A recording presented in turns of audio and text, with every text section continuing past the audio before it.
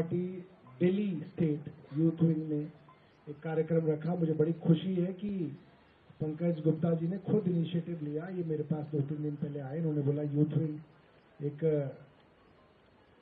15 अगस्त से पहले कार्यक्रम करना चाहता है। तो मैंने कहा तो बहुत अच्छी बात है, एक कार्यक्रम हम लोग करें।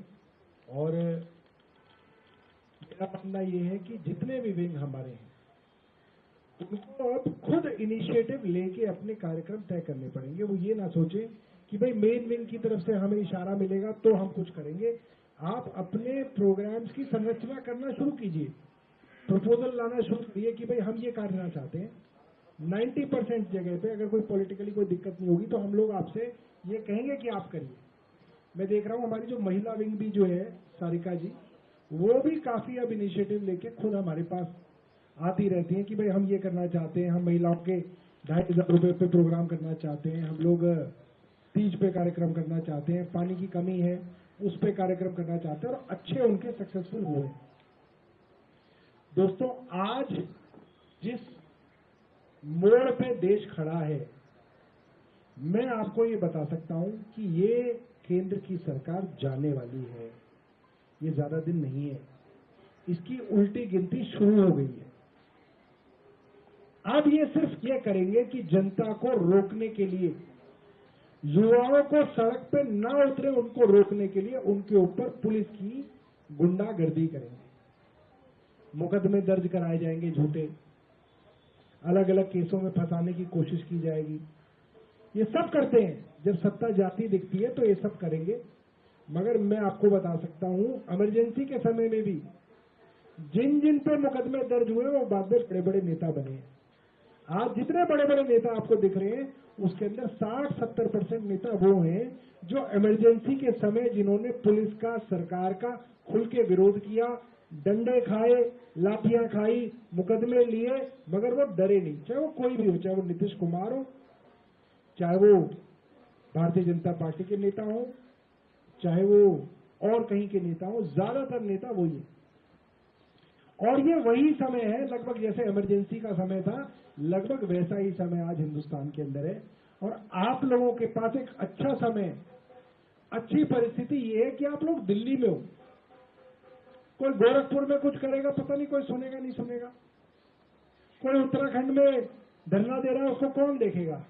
आप लोग दिल्ली में, दिल्ली में अगर आप जनता की आवाज उठाएंगे तो सारी मीडिया, और मीडिया नहीं तो सोशल मीडिया, यूट्यूब चैनल्स, अलग अलग व्हाट्सएप, यूट्यूब, फेसबुक, इंस्टाग्राम, इन सब से आपकी प्रतिष्ठा तुरंत बढ़ेगी। पंकज भाई ने बताया विपक्ष में ही नेता बनते हैं, सरकार में कोई नेता नहीं बनता। सरकार के नेता को ना कोई याद रखता। विपक्ष में जो आदमी सत्ता से जनता के लिए लड़ाई करेगा वो नेता बनेगा, उसको कोई रोक नहीं पाएगा। आप अपने आप बनोगे। अपने अगर मोहल्ले की लड़ाई लड़ने लगोगे आप मोहल्ले का नेता बन जाओगे, वार्ड की लड़ाई लड़ने लगोगे वार्ड के नेता बन जाओगे, विधानसभा के मुद्दे उठाओगे, सड़क पर उतरोगे, विधानसभा के नेता बन जाओगे, कोई रोक नहीं पाएगा। और दिल्ली के मुद्दे उठा के अगर सड़क पे उतरोगे तो दिल्ली के नेता 100% बनोगे, कोई रोक नहीं सकता इसमें आपको। तो ये बहुत अच्छा मौका है। और मुकदमों से मत डरना, जो मुकदमों से डर गया वो फिर राजनीति नहीं कर सकता। मुकदमे तो डाले इसलिए जाते हैं कि आप डर जाओ, आप घर बैठ जाओ। अपने को ये सोचना 10 हो गए कोई बात नहीं, 20 हो जाने दो। 20 हो गए, अरविंद जी के ऊपर 42 है, 42 तक तो पहुंचो भाई, 42 तक तो पहुंचना पड़ेगा। पहले तो ये होता था कि ऊपर वाले नेता के ऊपर एक आध मुकदमा होता था, नीचे यूथ के लड़के और जो कॉलेज के लड़के थे वो 20-20 मुकदमे लेके घूम रहे होते थे, कहते डाले पुलिस ने तो डाले। आज नेताजी के ऊपर 42 है, इन पे 8 ही है अभी, फिर क्या फायदा है भाई, 80 हो जाने चाहिए। और धरना प्रदर्शन करोगे, मैं ये नहीं कह रहा कि पुलिस वालों के साथ कोई लड़ाई झगड़ा करो, जनता की आवाज उठाने के लिए मुकदमे हो तो हो। जब सत्ता बदलती है तो ये जो राजनीतिक मुकदमे होते हैं सारे के सारे वापस हो जाते हैं, इसके लिए ज्यादा चिंता मत करना। सत्ता बदलने वाली है तो जितने मुकदमे मिल रहे हैं ले लो, सत्ता बदलेगी ये सारे के सारे राजनीतिक मुकदमे वापस हो जाएंगे। इस बात को समझना, वरना तो सारे के सारे लोग इतने इतने मुकदमे होते हैं, सारे नेता जो है रोज कोर्ट ही जा रहे होते। योगी जी की सरकार बने, योगी जी पे जितने मुकदमे तुमने सारे वापस करा दिए।